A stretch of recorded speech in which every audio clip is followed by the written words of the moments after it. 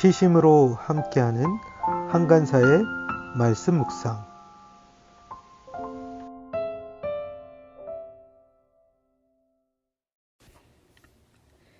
느헤미야 6장 1절에서 9절 말씀. 내가 성벽을 쌓아 올려 무너진 곳을 다 이었다는 말이 산발락과 도비야와 아랍 사람 게셈과 그 밖에 우리 원수의 귀에까지 들어갔다. 그러나 그때까지도 성문들의 문짝은 만들어 달지 못하고 있었는데 산발락과 게셈이 나에게 전가를 보내왔다. 오노 들판의 한 마을로 오시오. 거기서 좀 만납시다. 나는 그 말 속에 그들이 나를 해치려는 흉계가 있는 줄 알았으므로 그들에게 사람을 보내어 다음과 같이 대답하였다. 나는 지금 큰 공사를 하고 있으므로 내려갈 수 없소. 어찌 이 일을 중단하고 여기를 떠나서 당신들에게로 내려가라는 말이오. 그런데도 그들은 똑같은 것을 4번씩이나 요구해오고 그때마다 나도 똑같은 말로 대답하였다. 5번째도 산발랏이 심부름꾼을 시켜서 같은 내용을 보내왔다. 심부름꾼이 가지고 온 편지는 봉하지 않았는데 그 내용은 다음과 같다. 당신과 유다 사람들이 반역을 모의하고 있고 당신이 성벽을 쌓는 것도 그 때문이라는 소문이 여러 민족 사이에 퍼져 있소. 가스모도 이 사실을 확인하였소. 더구나 이 보고에 따르면 당신은 그들의 왕이 되려고 하고 있으며 예루살렘에서 당신을 왕으로 떠받들고서 유다의 왕이 있다고 선포하게 할 예언자들까지 이미 임명하였다는 말을 들었소. 이러한 일은 이제 곧 왕에게까지 보고될 것이요. 그러니 만나서 함께 이야기합시다. 나는 그에게 회답을 보냈다. 당신이 말한 것은 사실이 아니요. 당신이 마음대로 생각하여 꾸며낸 것일 뿐이요. 그들은 우리에게 으름장을 놓았다. 그렇게 하면 우리가 겁을 먹고 공사를 중단하여 끝내 완성을 못할 것이라고 생각한 것이다. 하나님 나에게 힘을 주십시오. 2020년 9월 15일 화요일 말씀 묵상 시작하도록 하겠습니다. 오늘 본문은 느헤미야 6장 1절에서 9절 말씀입니다. 오늘 말씀은 예루살렘 성벽이 다 이어졌다는 소식을 들은 산발락과 대적자들이 느헤미야에게 편지를 보내는 내용입니다. 그것에 대해서 느헤미야는 어떻게 반응하고 있는지 오늘 말씀 가운데 함께 살펴보면서 또 우리에게 말씀하고 계시는 하나님의 음성에 귀 기울이는 시간 되기를 원합니다. 1절입니다. 내가 성벽을 쌓아 올려 무너진 곳을 다 이었다는 말이 산발락과 도비야와 아랍 사람 게셈과 그 밖에 우리 원수의 귀에까지 들어갔다. 성벽이 다 쌓아 올려지어 가는 상황이었던 것 같습니다. 그래서 이제 무너진 곳들이 다 이어져 가고 있습니다. 이 소식을 들은 산발락과 대적자들이 어떻게 반응하고 있습니까?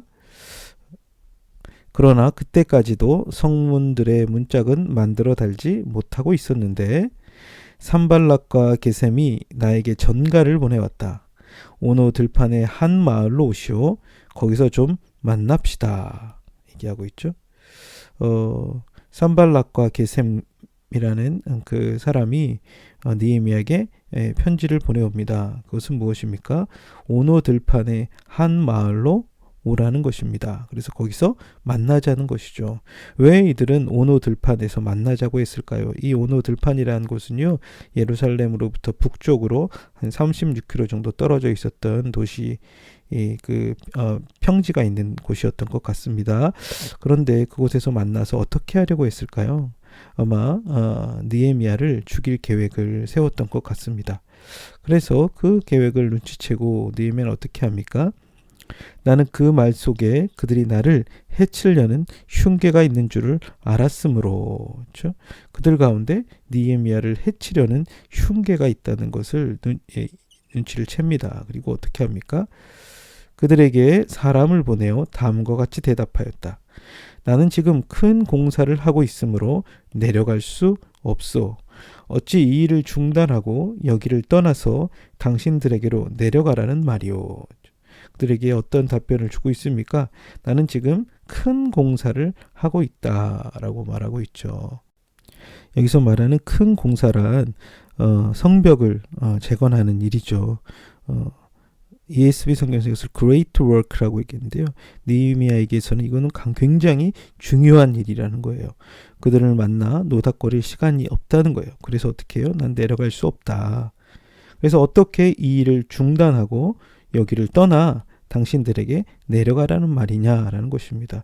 지금 나에게 가장 우선순위와 중요한 것은 이 성벽을 재건하는 일을 하는 것이다. 이것을 중단하고 내려가라는 것은 말이 되지 않는다라는 것입니다.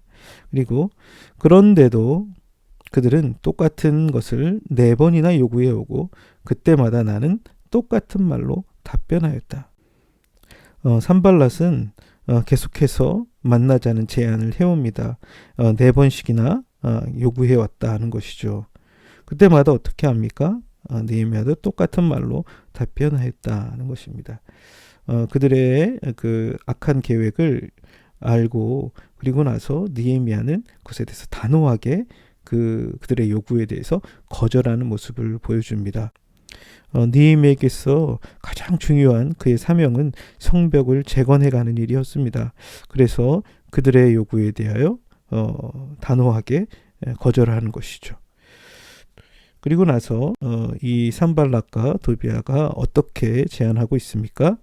5절입니다. 5번째도 산발랏이 심부름꾼을 시켜서 같은 내용을 보내왔다. 심부름꾼이 가지고 온 편지는 봉하지 않았는데 그 내용은 다음과 같다. 당신과 유다 사람들이 반역을 모의하고 있고 당신이 성벽을 쌓는 것도 그 때문이라는 소문이 여러 민족 사이에 퍼져 있어. 가스므도 이 사실을 확인하였소. 더구나 이 보고에 따르면 당신은 그들의 왕이 되려고 하고 있으며 예루살렘에서 당신을 왕으로 떠받들고 유다의 왕이 있다고 선포하게 할 예언자들까지 이미 임명하였다는 말을 들었소. 이러한 일은 이제 곧 왕에게 보고될 것이요. 그러니 만나서 함께 이야기합시다.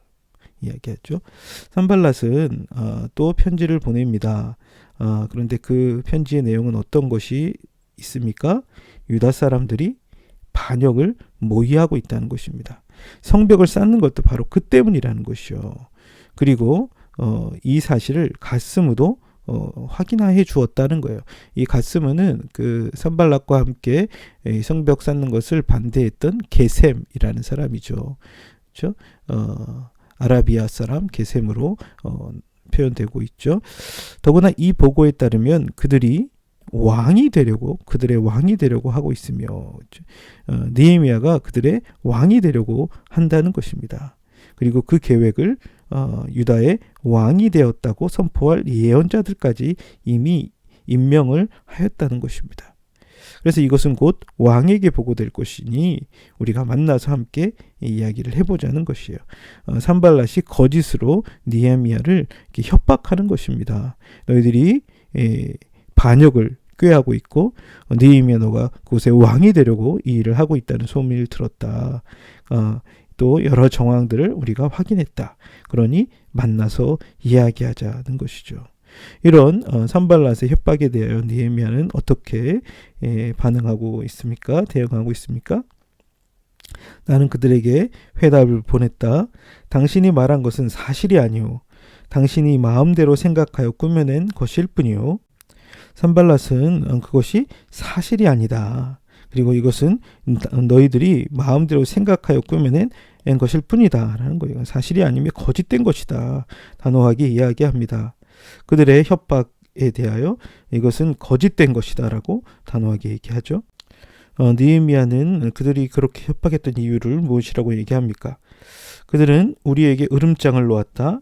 그렇게 하면 우리가 겁을 먹고 공사를 중단하여 끝내 완성을 못할 것이라고 생각한 것이다.